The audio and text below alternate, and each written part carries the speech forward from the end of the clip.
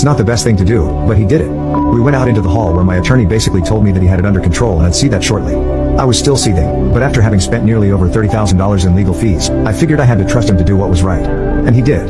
We went back into the courtroom. The judge reconvened the session and told my attorney that it was his turn to question my estranged wife. My attorney stayed seated and said, "No questions, Your Honor. You could have knocked me over with a feather." My ex-wife got one of her sour and mean little smiles on her face. She knew she'd beaten me. The judge said, "Time for closing arguments," and called for my attorney to close. My attorney stood up, moved to the lectern and said, "Your Honor, the law clearly states that the court can only rule on items brought before it during the hearings. And since nothing has been brought to the court about the disparity of earnings, post-marital support, or continued maintenance, they cannot be considered." At that point, you could literally hear a pin drop in the gasping intake of air. And you could see the color drain out of the faces of both my ex-wife and her attorney. The fact that I was making almost six figures at just one job, and had insurance through my job, and a good retirement plan with insurance cover included, were all